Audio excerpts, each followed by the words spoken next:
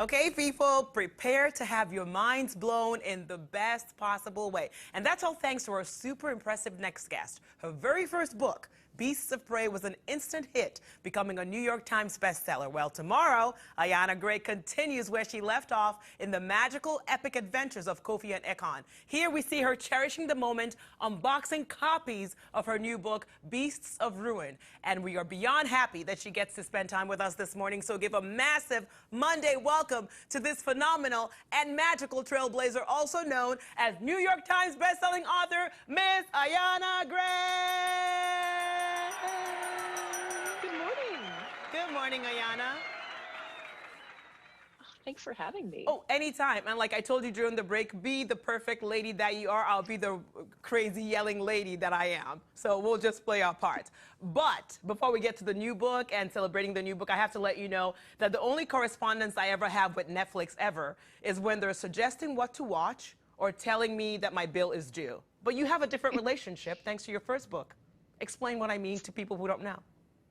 Slightly different relationship. So my debut Beasts of Prey is currently in development to become a movie with Netflix, with Melody Cooper, who is a fantastic screenwriter writing the script, and Clubhouse Pictures producing. So seriously, man, I told you, when I say you're a trailblazer, you're inspiring, you're like all that and more. And tomorrow, July 26th, is a really big day. It's a release of Beasts of Ruin, and not many people can say that they already have a best-selling book with another on the way. So tell us what's going on the inside as you count down.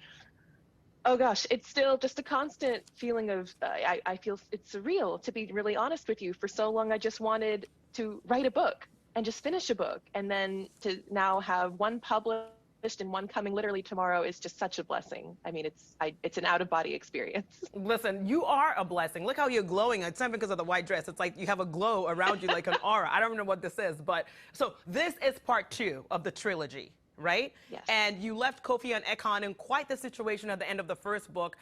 So is that where this magical saga will continue from? Are you going to use your words magically to twist and turn us from the beginning? Don't give away too much. Yes.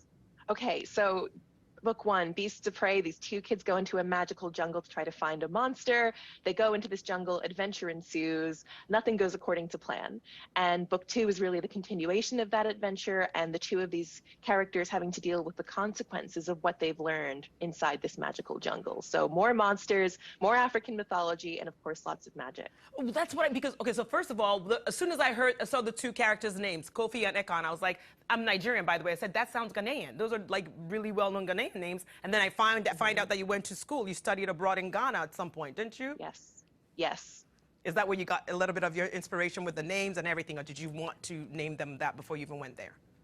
Yeah, well, when I was in Ghana, I met a lot of Kofis actually, and I wanted kids from different parts of the world to get to see themselves in books. You know, we see a lot of the same Western names recycled and used in a lot of fantasy, and I wanted kids from other parts of the world to see themselves represented in magical stories.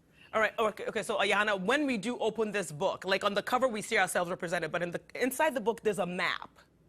Yes. Right? So what is that map? Is it of like all the adventures for this time around? Yes, so it's the map of Ishoza, which is this continent I've created. It's, you know, heavily inspired by regions of Africa. And Kofi and Ekon spend a lot of time in the East in Book 1, and as the story unfolds, they spend more time expanding and getting to see more of the world. So as the reader's experiencing it, they are too. Because the adventure gets bigger and bigger. So does your career, Ayana, because I know that we're like New York Times bestselling author, but you're also like a rock star because rock stars go on tour. I saw that you were in the UK not that long ago, right? Weren't you for a book tour? And you're in DC now because I'm a stalker. Yes. I know that's where you are. I know you're going to go to Houston next, right? Yes. Listen, yes. You're a super writer. I'm a super stalker, Ayana. I'm just clarifying the situation right now. And then you're going to go home to Little Rock because that's where you live.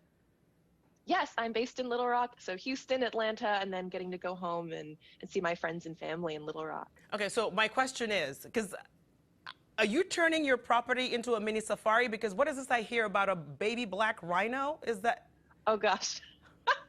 The rhino actually came before the books, in fairness. I just love animals. You see it in the books I write. And during the pandemic, I wanted to put some good into the world, so I adopted a black rhino from an organization in East Africa that saves orphaned animals who have been orphaned from poaching. And so that's how I have my baby black rhino, who's my baby, my 3,000-pound baby named Apollo. And then you also have Dolly, too. How do they get along? Yes. Do they ever see each other, or they're separate? They haven't met. I'm conspiring to see if I can get my mini golden doodle to meet the black rhino baby. I haven't managed it yet, but I would imagine they'd get along. I'm sure they would. I'm sure they would. With you as their mom, you seem like a peaceful person with your glow and your aura. I feel like you make everything peaceful. Everything's except in the books, though. By the way, I have to say, you make everything peaceful. Oh, and then when they meet, let me know. I'm a rhino whisperer by trade. I'm not. I just wanted to come to your house.